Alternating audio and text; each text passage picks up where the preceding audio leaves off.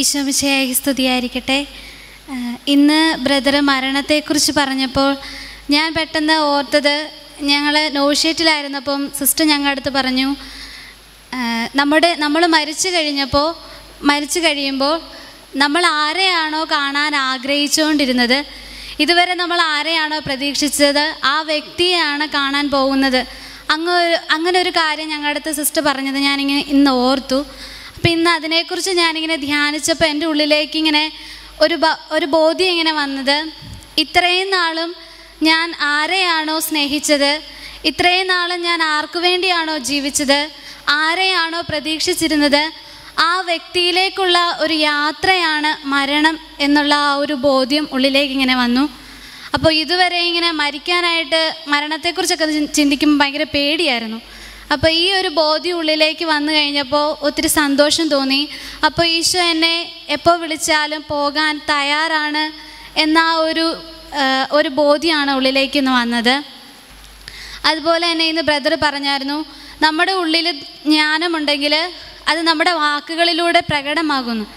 അപ്പോൾ നേരത്തെ ഞാനിങ്ങനെ ഫസ്റ്റ് ഇയറിലൊക്കെ ആയിരുന്നപ്പോൾ വീട്ടിൽ പോയപ്പോൾ എൻ്റെ ഭാഗത്തുനിന്ന് എൻ്റെ വാക്കുകളിൽ നിന്ന് ഒരു മിസ്റ്റേക്ക് വന്നപ്പോൾ എൻ്റെ ഒരു കൂട്ടുകാരി എന്നോട് പറഞ്ഞു, ഒരു സിസ്റ്ററിൻ്റെ വായിൽ നിന്ന് വരാവുന്നതാണോ ഈ വാക്ക്, അങ്ങനെ എൻ്റെ ഉള്ളിൽ എന്നോടിങ്ങനെ പറഞ്ഞു. അപ്പോൾ ഇന്ന് ബ്രദർ പറഞ്ഞു, അതിനെക്കുറിച്ച് വിശദമായിട്ട് നമ്മളോടിന്ന് പറഞ്ഞായിരുന്നു. അപ്പോൾ എൻ്റെ ഉള്ളിലേക്ക് പെട്ടെന്ന് ആ ഒരു കാര്യം വന്നു. അപ്പോൾ ജ്ഞാനത്താൽ ഞാൻ നിറഞ്ഞു കഴിയുകയാണെങ്കിൽ എൻ്റെ വാക്കുകളും ആ ഒരു ജ്ഞാനത്തിൽ നിന്ന് നിറഞ്ഞിട്ടുള്ളതായിരിക്കും.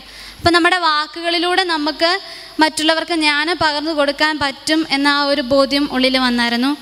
പിന്നെ ആദത്തെയും സ്വർഗത്തിലേക്ക് ഈശോ കൊണ്ടുപോയി എന്ന് എനിക്കറിയത്തില്ലായിരുന്നു. ഇന്ന് ബ്രദർ ഇന്നലെയും ഇന്നുമായിട്ടൊക്കെ പറഞ്ഞു കഴിഞ്ഞപ്പോൾ അതിനെക്കുറിച്ച് എനിക്ക് നല്ലൊരു ബോധ്യം ലഭിച്ചു. പിന്നെ പാപം ചെയ്യുന്നവരൊക്കെ നരകത്തിലാണ് പോകുന്നത്, ആ ഒരു ചിന്തയായിരുന്നു എൻ്റെ ഉള്ളിലുണ്ടായിരുന്നത്.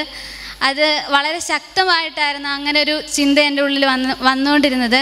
അപ്പോൾ ഇന്നലെ ബ്രദർ എന്നോട് പറഞ്ഞപ്പോൾ എനിക്ക് സത്യത്തിൽ അതൊരു ഭയങ്കര അത്ഭുതമായിട്ടുള്ളൊരു അറിവായിട്ടാണ് തോന്നിയത്.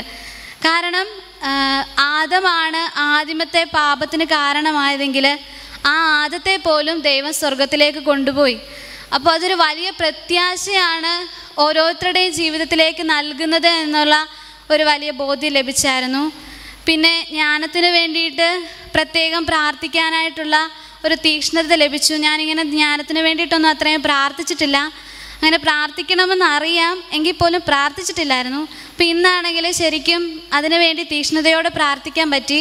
പിന്നെ ഇന്നും ഇന്നലെയായിട്ട് ഞാൻ പ്രാർത്ഥിച്ചുകൊണ്ടിരുന്നപ്പം എനിക്കറിയില്ല, ഞങ്ങളുടെ കോൺഗ്രിഗേഷനിലുള്ള 2 സിസ്റ്റേഴ്സിൻ്റെ മുഖം എൻ്റെ മനസ്സിലേക്ക് ഭയങ്കരമായിട്ട് വരുന്നുണ്ടായിരുന്നു.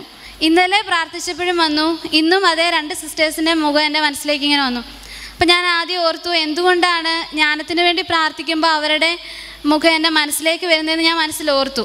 അപ്പോൾ എനിക്കിങ്ങനെ തോന്നി, ഒരു പക്ഷേ ഈശോ എനിക്ക് തരാൻ ആഗ്രഹിക്കുന്ന ആ ഒരു ജ്ഞാനം, അല്ലെങ്കിൽ ഇപ്പോൾ അവർക്കത് കേൾക്കാനായിട്ട് പറ്റത്തില്ല, അവർ ഈ കൂട്ടത്തിൽ ഞങ്ങളുടെ കൂടെ വന്നിട്ടില്ല. അപ്പോൾ ഞാൻ പ്രാർത്ഥിക്കുമ്പോൾ അവൾക്കും കൂടെ ആ ഒരു ജ്ഞാനം ലഭിക്കും. അപ്പോൾ അവർക്ക് വേണ്ടി പ്രാർത്ഥിക്കാനാണ് ഈശോ അവരുടെ മുഖം കാണിച്ചു തരുന്നതെന്ന് എനിക്ക് മനസ്സിലായപ്പോൾ എനിക്ക് വേണ്ടി ജ്ഞാനത്തിന് വേണ്ടി പ്രാർത്ഥിച്ചപ്പോൾ ആ 2 സിസ്റ്റേഴ്സിനെ ഞാൻ പ്രത്യേകം അവർക്ക് വേണ്ടിയിട്ട് പ്രാർത്ഥിച്ചു. അവർ 2 പേരും ഞങ്ങളുടെ കോൺഗ്രിഗേഷനിൽ നിന്ന് കുട്ടികളെ ധ്യാനിപ്പിക്കാൻ പോകുന്ന സിസ്റ്റേഴ്സാണ്.